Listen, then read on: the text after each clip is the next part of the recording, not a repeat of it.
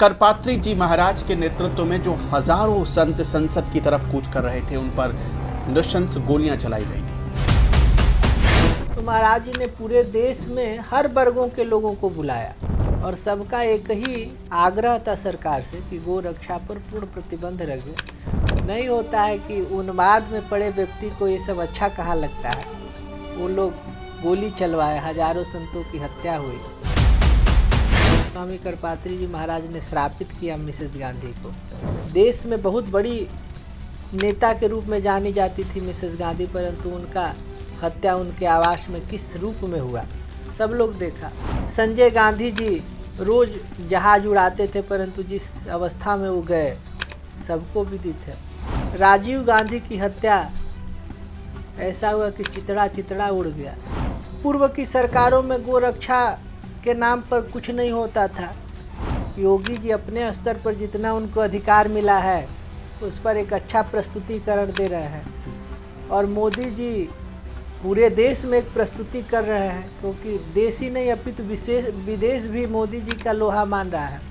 संभल में जामा मस्जिद, शाही जामा मस्जिद का सर्वे चल रहा था और कुछ लोग कह रहे हैं कि आप ज़बरदस्ती ज़मीन खुदवा रहे हैं, पूरा भारत खोदो अभियान चल रहा है। अगर मस्जिद में सर्वे हो रहा है तो किसी को आपत्ति होने की क्या आवश्यकता है। आवश्यकता जब राम मंदिर का निर्माण हुआ तो उसका भी सर्वे हुआ।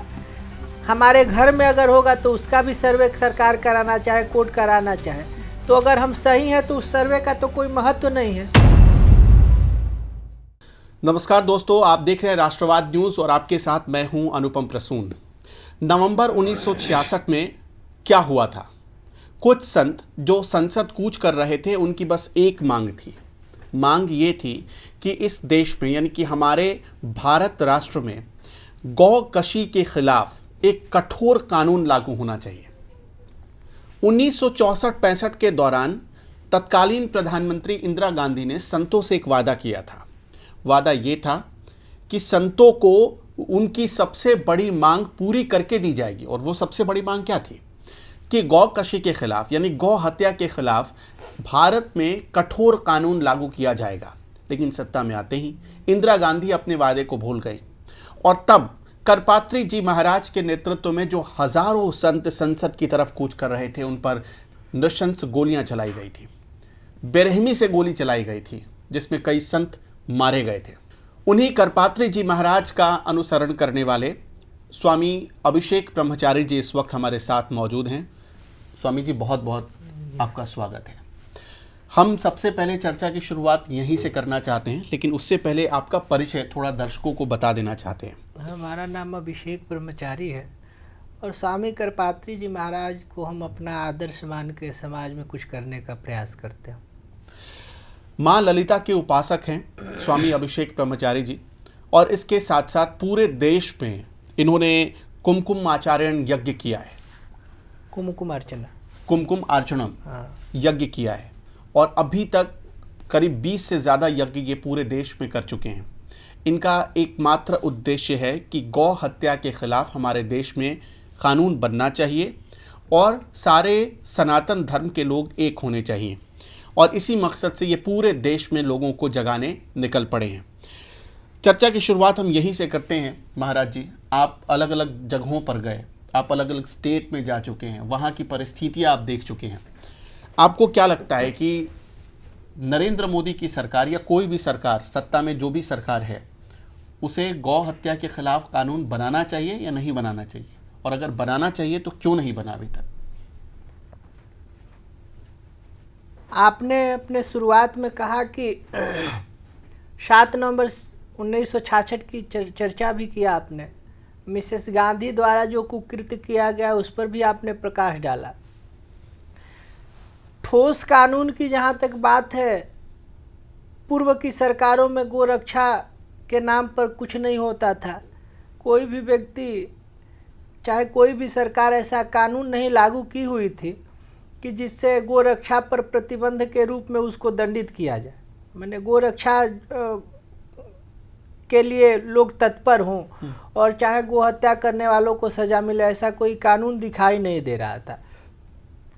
परंतु 2014 के बाद से ऐसा हम लोग देख रहे हैं कि कुछ राज्यों में जो भारतीय जनता पार्टी के नेतृत्व में बने हैं, जैसे यूपी हो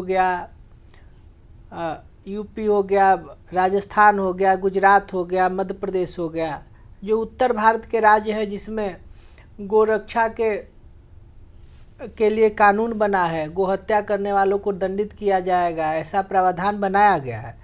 कुछ राज्य है जो कि जिसमें ये कानून लागू नहीं हो रहा है, जैसे कुछ पूर्वोत्तर के राज्य हो गए, गोवा के राज्य हो गए, इसमें अभी गोरक्षा के नाम पर कुछ नहीं है और गोहत्या का कानून भी पारित नहीं किया गया विधानसभा पर। हम लोग का एक मात्र माननीय नरेंद्र मोदी जी से आशा है, विश्वास है कि वो इस विषय को जरूर लागू करेंगे, जैसी तत्परता के साथ अन्य कानूनों को लागू किया गया। जैसे अभी वन नेशन वन इलेक्शन पर चर्चा हो रही थी, परंतु और जो भी कठोर कानून लाया गया, 370 का जो कानून लाया गया, चाहे समान नागरिक संहिता पर चर्चाएं हो रही है, उसी तरह गोरक्षा पर भी कानून लागू होना चाहिए भारत में। और एक कानून लागू होना चाहिए जो संसद से पास हो और तमाम विधानसभाओं में भी उसको पारित करके एक स्वर से सब कहे कि गो हमारी माता है, जिसकी परिकल्पना स्वामी करपात्री जी महाराज ने किया था, गो राष्ट्र पशु के रूप में स्थापित। तो ऐसी हम लोग की भावना, हम तो बचपन से हमें यही पढ़ाया गया है कि गाय हमारी माता है। कुछ लोग बचपन से पढ़ते आ रहे हैं, लेकिन जब वो नेता बन गए, हम उत्तर प्रदेश की भी बात कर लेते हैं, बिहार की भी बात कर लेते हैं, जो गौ रक्षा करता है उसे तो उदंड कहा जाता है, उसे तो कहा जाता है कि ये तो समाज में वैमनस्य और मतलब समाज को तोड़ रहा है। हमने देखा हरियाणा में मोनू मानेसर का केस है, जब उसने गौ तस्करी को रोकने की कोशिश की तो उसे उल्टा जेल में डाल दिया गया। जब आप बचपन में घर से निकलते हैं, चाहे बचपन में होते हैं, तो आपका भाई जो होता है, चाहे अगल बगल के लोग साथ खेलते हैं, वहाँ कोई वैमनस्यता नहीं रहती है, सब लोग अपना होता है। परंतु जब आप बड़े हो जाते हैं तो वो आपका पट्टीदार हो जाता है, जो रिश्तेदार होता है वो प्रबल दुश्मन हो जाता है, क्योंकि आपके सेंस में आ जाता है कि ज़मीन हमारी है, उसका भी ज़मीन हम अपना ले ले, चाहे आपका ज़मीन वो लेने लगे। तो इसी तरह जब स्वार्थ की बात होती है तो जो नेता आज बने हुए हैं, जिनको गौ के प्रति आस्था हुआ करती थी, जिनकी माँ उनको रोटी देती थी गाय को खिलाने के लिए, संकट आदि पड़ने पर माँ गुड़ खिलवाती थी, गाय के गोबर से पूजा करते थे, उस पर उनकी भावना दुर्भावना में बदल जाती है। तो यह तो कल्पनाएं हुई, परंतु मूल रूप से हम लोग आशा माननीय प्रधानमंत्री जी से यही करेंगे कि वह एक सशक्त और निरपेक्ष व्यक्ति है, जिन पर एक साधु समाज ने आशा किया हुआ है, और पूरा राष्ट्र को ये है कि नरेंद्र मोदी जी आएंगे और परिवर्तन करके जाएंगे। हो भी रहा है परिवर्तन, कुछ राज्यों में तो प्रतिबंधित है ही, गौ को माना ही जा रहा है, परंतु जब तक ठोस कानून नहीं बनेगा जो संसद से पास हो और विधानसभाओं से पास हो, एक देश एक कानून के रूप में उसको नहीं लिया, जैसे देश नहीं होगा तब तक परिवर्तन नहीं हो पाएगा। कानून तो बनाना पड़ेगा, जिसकी कल्पना स्वामी करपात्री जी महाराज करते थे। मोदी जी काम कैसा कर रहे हैं? अभी तो उनके 10 साल से ज़्यादा हो गए।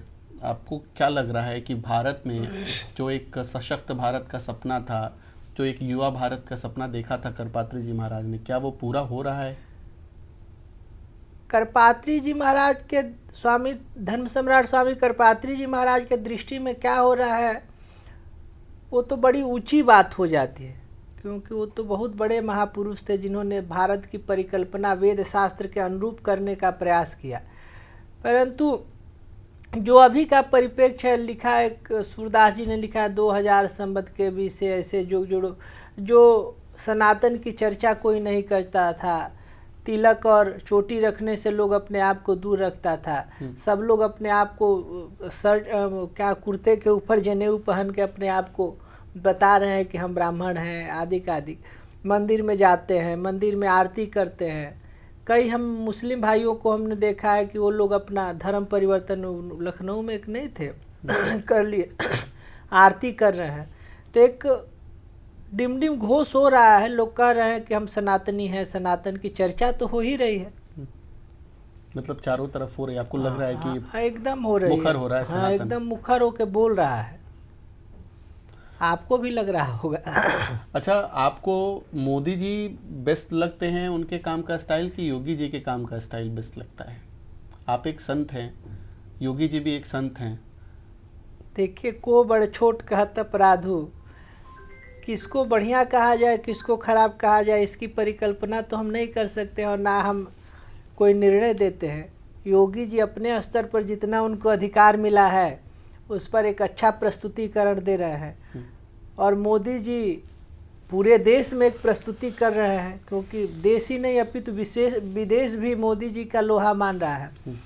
तो योगी जी और मोदी जी की तुलनात्मक दृष्टि करने की क्षमता हमको नहीं है, परंतु एक साधु के रूप में वो भी अच्छा काम कर रहे हैं और एक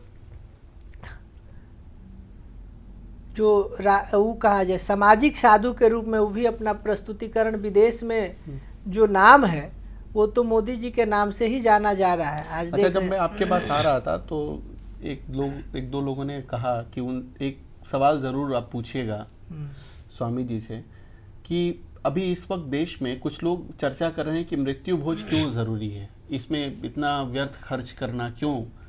कुछ लोग कहते हैं कि शादी विवाह के समारोह में व्यर्थ खर्च करना क्यों, ये प्रीति भोज मृत्यु भोज ये क्यों ज़रूरी है। लोग इस पर अब आजकल चर्चा करने लगे, बहस करने लगे हैं। आपके हिसाब से क्या ये बहस मुनासिब है? सर, जब यही बहस शुरू हुई इसी के कारण अनाथालय और वृद्धाश्रम न बन गया सर। इसका कारण है क्योंकि जो अपने परंपराओं पर ध्यान नहीं देता है, मृत्यु बहुत जरूरी नहीं है तो माता पिता का रखना भी जरूरी नहीं है तो लोग वृद्धाश्रम ले जाके रख दे रहा है। लोग अनर्गल क्रियाओं को करता है जिससे उत्पन्न बच्चों को अनाथालय में जाना पड़ रहा है। तो जो जिनकी बातल भूत विवस्मत वाले तिनके बातल भूत पिचल विवस्मत वाले ते नहीं बोले वचन संभाले, जिनके महामोह मद पाना तिनकर कहा करिए जन निकाना। मैंने जो शराब पी के कुछ भी अनर्गल बोला है किसकी बात सुनेंगे। आप सूट बूट पहने उस पर भी लोगों की आपत्ति हो जाएगी। आप घर में रहेंगे उस पर भी, होटल में रहेंगे उस पर भी, तो लोगों की कल्पनाओं को कितना पूरा करिएगा। जो सही है जो परंपरा से हो रहा है और आपके दृष्टि में है कि ये परंपरा सही है तो करें। अभी संभल में जो हुआ वो उसके बारे में तो आपको जानकारी होगी। संभल में जामा मस्जिद, शाही जामा मस्जिद का सर्वे चल रहा था। वहाँ पर एक पक्ष ने इस बात पर विरोध जताया और पथराव किया, सर्वे की टीम पर पुलिस पर पथराव किया गया और कुछ लोग कह रहे हैं कि आप ज़बरदस्ती ज़मीन खुदवा रहे हैं, पूरा भारत खोदो अभियान चल रहा है। आप इसे कैसे देखते हैं? देखिए, सरकार और न्यायालय इसलिए बनाया गया है, न्यायालय को अगर लगता है कि यह लीगली है, जैसे जांच एजेंसियां है सीबीआई, ईडी, रॉ, सूचना तंत्र जो भी बनाया गया है भारत सरकार द्वारा, संविधान में जिसकी चर्चा है, चाहे भारत सरकार ने गठन किया है जिसके माध्यम से संदिग्ध व्यक्ति की जांच होती है तो जिस पर भी जो भी व्यक्ति जांच के दायरा में आता है, चाहे वो पत्रकार हो, चाहे साधु हो, चाहे जज हो, चाहे राजनेता हो, जिस पर सरकार को संदेह हो, चाहे देश के इस एजेंसियों को संदेह हो, तो उसको निश्चित रूप से उस जांच में सहयोग करना चाहिए। अगर मस्जिद में सर्वे हो रहा है तो किसी को आपत्ति होने की क्या आवश्यकता है? आवश्यकता जब राम मंदिर का निर्माण हुआ तो उसका भी सर्वे हुआ। हमारे घर में अगर होगा तो उसका भी सर्वे सरकार कराना चाहे, कोर्ट कराना चाहे। तो अगर हम सही हैं तो उस सर्वे का तो कोई महत्व नहीं है। नहीं तो कुछ लोग इसे कह रहे हैं कि जबरदस्ती देश में हिंदुओं और मुसलमानों को लड़वाया जा रहा है। तो ही मुसलमान लड़ क्यों रहे हैं? लड़ने के लिए कोई प्रेरित थोड़े कर रहा है। कोई जाएगा, आप जाते हैं एयरपोर्ट पर और आपका चेक करता है, CISF वाला चेक करता है, तो आपत्ति की क्या बात है? आप सही रहते हैं तो आपको जाने देता, नहीं होता है तो कहता है कि ये चीज़ लीगली नहीं है, नहीं जाएगा। तो सर्वे हो रहा है तो होने दीजिए। इस होटल का भी सर्वे होगा, उस होटल का भी सर्वे होता है, उस मंदिर का भी सर्वे कराएं लोग। लेकिन कुछ लोगों को भरोसा नहीं है ना, वो ये आरोप लगाते हैं कि मोदी सरकार जानबूझकर मुसलमानों को टारगेट कर रही है। नहीं, जैसे नहीं होता है। बुलडोजर चलता है, मुसलमानों के घर पर चलता है। चोर के दाढ़ी में तिनका, जो अपने आप को आप चोरी करके किसी चीज़ को ले आएंगे और आपका चेक होने लगेगा तो आप उसमें आपत्ति दर्ज कराएंगे। तो इसमें कोई आपत्ति की बात नहीं है। हो रहा है, होने दीजिए। आप भी मंदिर में करिए कि इसका भी सर्वे होने दीजिए। अगर आपको लगता है कि इस मंदिर में ये गलत चीज़ें हैं तो सर्वे कराइए, मस्जिद में गलत हो रहा है तो उसका भी सर्वे होने दीजिए। जांच एजेंसी तो जांच और सर्वे करेगी, इसका रिजल्ट तो कोर्ट न देगा। तो उत्तर प्रदेश में बुलडोजर चुन चुन कर मुसलमानों के घर पर चला। देखिए, मुसलमानों के घर पर बुलडोजर नहीं चला, और मुसलमान भी उतने प्रशंसनीय है जितने हिंदू प्रशंसनीय है। अपराधियों के घर पर बुलडोजर चला। अब उसको कहिए कि अपराधी मुस्लिम होता है तो नहीं चलेगा। हिंदू को गोली मारा है, कौन एक नहीं था, कौन पंडित था जो आ रहा, विकास दुबे को गोली मार दिया तो अब इसको कहा जाए कि ब्राह्मण था। अरे अपराधी के सीने में गोली लगती है, अपराधी पर बुलडोजर चलता है कि अब उसको जोड़ लिया जाए किसी जाति विशेष से। अगर हम साधु भेष में कोई अपराध करेंगे, कि आशाराम बापू और जो जितने नामधारी बड़े बड़े महात्मा हुए हैं जिनका बड़ा नाम था, बड़ा सिक्का राम रहीम सिक्का चलता था, उन पर अपराध सिद्ध हुआ तो वो जेल में नहीं है। अब उसको कहिएगा कि साधु जेल में, साधु जेल में थोड़े होता है, अपराधी जेल में होता है। तो इसकी कल्पना कर दें कि मुसलमान के घर में बुलडोजर चलाई तो गलत बात है। अभी बांग्लादेश में इस्कॉन मंदिर के मुख्य पुजारी को आप गिरफ्तार कर लिया गया, आपने वो देखा होगा, वो खबर देखी होगी। आप बांग्लादेश में हिंदुओं के खिलाफ जबरदस्त मतलब नृशंस हत्याएं की जा रही हैं, वहां पर हिंदुओं के घर टारगेट किए जा रहे हैं, और सब कुछ हुआ एक छात्र आंदोलन के नाम पर। आप इसे कैसे देखते हैं, बांग्लादेश में जो हिंदुओं के साथ हो रहा है? कट्टरपंथियों को जो बढ़ावा मिलेगा और जिनको अपनी मूलभूत भावनाओं से भड़काया जाएगा और ये बताया जाएगा कि साधु भेष तुम्हारा, वो जैसे हिंदुओं में भी एक कम्युनिस्टवादी लोग बने गए बहुत तेरे। एक समय था कि बंगाल में, अभी केरला में है, माना गया कि साधु लोग पथभ्रष्ट करते हैं, भगवान है नहीं, ये सब भावनाएं गलत है। उसी तरह जो बांग्लादेश के नवयुवक हैं उन लोगों को पथभ्रष्ट कर दिया गया और फेसबुक व्हाट्सएप के माध्यम से बड़े बड़े एजेंसी लगे, बड़े बड़े देश लगे उन लोगों को अपने मार्ग से भटका के जो एक बढ़िया रास्ता पकड़ के चल रहा था उसको हमको लगता है कि हजारों साल पीछे कर दिया गया। जो देश धार्मिक उन्माद के माध्यम से आगे बढ़ना चाहेगा तो उसका विकास नहीं विनाश होना चाहिए। धर्म की प्रमुख व्यवस्था अपने साथ है, परंतु उन्माद की कहीं चर्चा हमारे शास्त्रों में चाहे धर्म नहीं सिखाता है। हिंदू को कभी उन्मादी होते देखा है? सनातन धर्म में जब बच्चा पैदा, अभी आपने कहा कि हम लोग बच्चे थे तो हम लोग को गाय की माता सिखाती थी। हम लोग देखे हैं जब मिट्टी के घर लोगों के यहाँ होता था, आंगन फर्श नहीं होता था, उसमें चीटा निकलते थे और लड़का छोटा होता था वो बकैया चलता था, मारता था, ऐसे ऐसे चींटी मर जाती थी तो उसकी दादी मामी नानी जो भी होता था कहते अरे राम राम इसको नहीं मारना चाहिए क्योंकि इसमें जीव है, इसको दोष लगेगा, पाप लगेगा। पाप पुण्य की परिभाषा उसी समय दिखाए। कोई बच्चा आग उग रखा हो कहीं, मैंने लघुशंका आदि बच्चों का होने लगता है तो बड़ी उसको वो किया जाता है, आगे में वैसे करके कुछ कहा जाता था तो बड़ी उस पर विचार होता था, बच्चों में वो भावना जागृत की जाती थी। तो धार्मिक उन्माद की चर्चा नहीं है। धर्म तो सिखाता है कि वैमनस्य समाप्त करो, आपस में दोस्ती रखो, दूसरे की मदद करो। सिख समाज में देखिए जितने होते हैं उन लोग को उन्माद थोड़े सिखाया जाता है। सब लोग मिल के सिख समाज के लोगों को भिक्षा मांगते आपने देखा है? सब लोग एक कम्युनिटी के लोग दूसरे को मदद करते थे, छोटा ही बिजनेस कराते थे, भाई तुम कुछ शुरू करो। तो समाज की में धर्म की रक्षा, धार्मिकता का मतलब ये थोड़ा है कि आप किसी को मार के और कहिए कि नहीं ये सही है, ये सही है।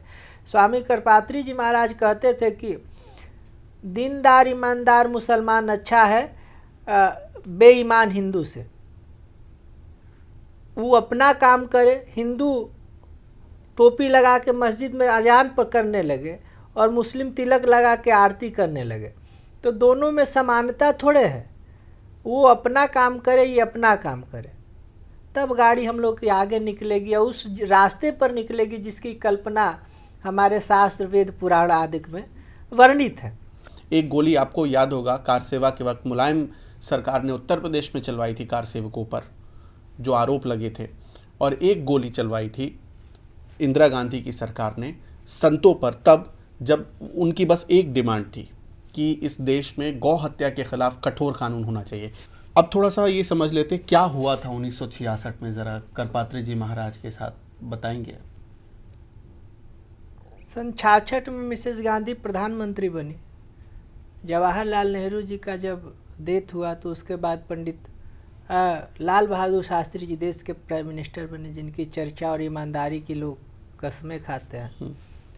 उसके बाद ताशकंद में उनकी हत्या हुई कि मर गए भगवान जाने। उसके बाद मिसेस गांधी प्रधानमंत्री बनी। महाराज जी ने उनको से आग्रह किया, संदेश दिया कि आप गौ रक्षा पर कानून बनाएं। कानून भी बनाने की बात हुई तो इंदिरा जी इस पर बहुत ज़्यादा सीरियस नहीं हुए।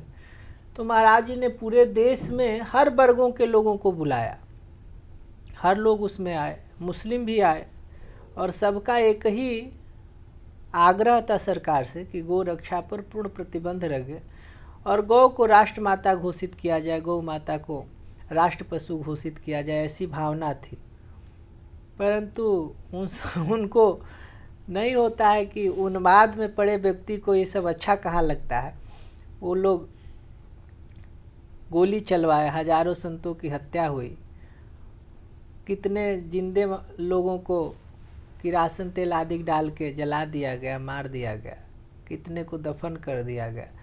तो पूरा प्रारूप जो था एकदम जो जलियांवाला बाग का घटना था उसका पुनरावृत्ति किया गया। और बहुतेरे लोग कहते हैं कि स्वामी करपात्री जी महाराज ने श्रापित किया मिसेस गांधी को। क्या श्राप था उनका? हम यही बताए कि हम उस समय उपस्थित नहीं थे, परंतु साधु अवज्ञा तुरंत भवानी कर कल्याण अखिल के हानि, जो शास्त्रों में कहा गया है कि शास्त्रों की अवहेलना करने कर, साधु की अवहेलना करने पर जो होता है वो परिणाम मिसेस गांधी के साथ देखा गया।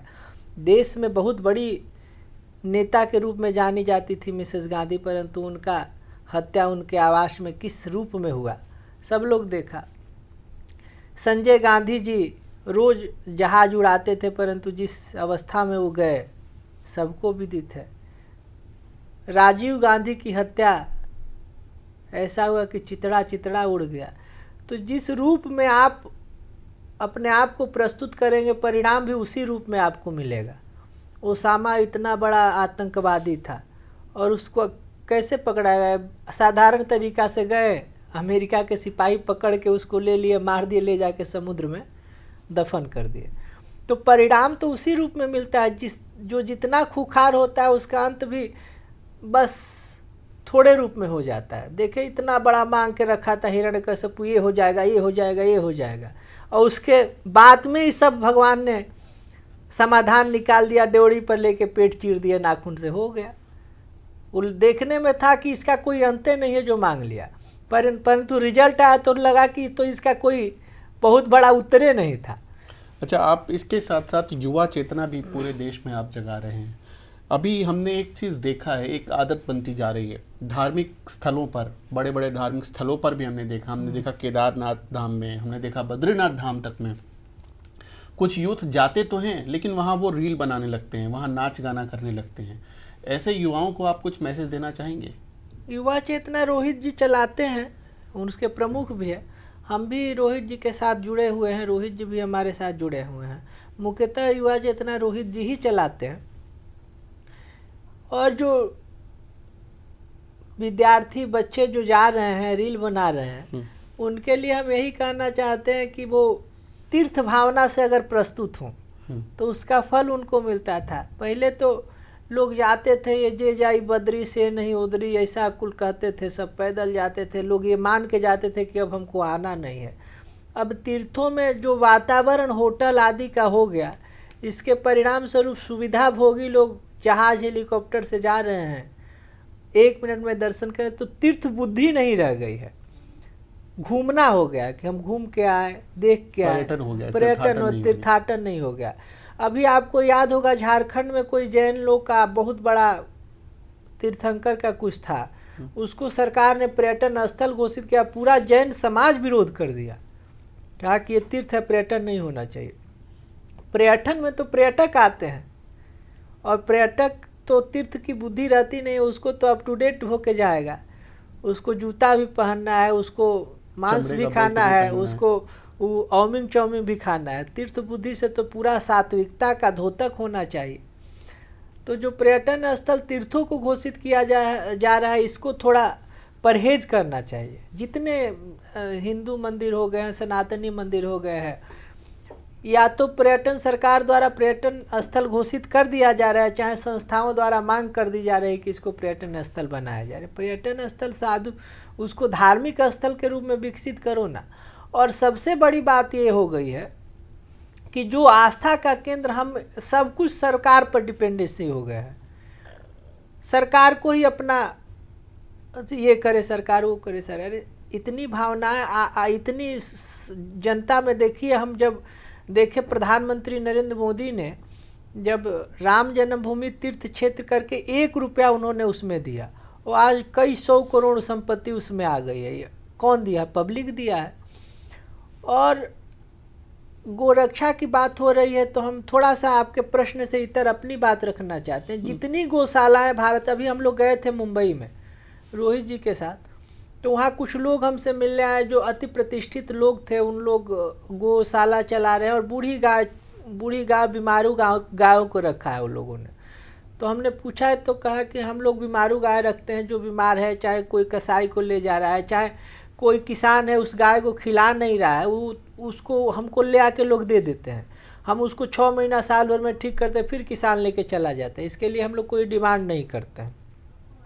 हम लोगों ने सुझाव दिया कि देखिए विद्यालय, इसके साथ साथ एक वैदिक विद्यालय भी आपके यहाँ होना चाहिए। कहीं मान लीजिए गौशाला के तो कई एकड़ ज़मीन होती है, परंतु पाठशाला के लिए एक बिल्डिंग बना दिया जाए, 10, 20, 50 लोगों से ही शुरू किया जाए, तो गौशाला और पाठशाला दोनों का एक समन्वय हो। इसमें ही हम लोग कुछ लगे हुए हैं, इसमें भी कुछ कार्य करने का प्रयास करते हैं। गौशाला और पाठशाला, वेद बचेगा तो देश बचेगा, गाय बचेगा तो राष्ट्र विश्व बचेगा। ऐसे हम लोग एक स्लोगन के साथ कुछ काम करने का प्रयास भी कर रहे हैं। आपने अभी, आपका एक हाल फिलहाल एक कार्यक्रम भी है मुंबई में, महाराष्ट्र में, बहुत बड़ा कार्यक्रम होने जा रहा है। क्या है वो कार्यक्रम? हम लोग हर 2 महीने 1 महीने में जैसी उपलब्धता और देवी राजेश्वरी की कृपा होती है, हम लोग कुमकुम अर्चना करते हैं। कहीं कोटि कुमकुम अर्चना करते हैं, कहीं लक्ष्यार्चन करते हैं, कहीं एकादश लक्ष्य कुमकुम अर्चना करते हैं। तो ऐसी हम लोग कुछ ना कुछ करते रहते हैं। तो इसी क्रम में दिल्ली से शुरू होता है, हर साल हम लोग दिल्ली में करते हैं। अभी हम लोग दिल्ली में किए थे। दिल्ली में हम लोग 19, 20, 21, 22 नहीं 20 से 25 अक्टूबर में किए थे। बहुत बहुत शुक्रिया आपका हमारे साथ वक्त देने के लिए, बहुत बहुत धन्यवाद आपका। तो उम्मीद करते हैं कि आपको इस बातचीत में कुछ महत्वपूर्ण जानकारी हिंदू धर्म से जुड़ी हुई मिली होगी। आपको ये वीडियो कैसा लगा हमें कमेंट सेक्शन में ज़रूर बताइएगा। शुक्रिया हमारे साथ जुड़ने के लिए।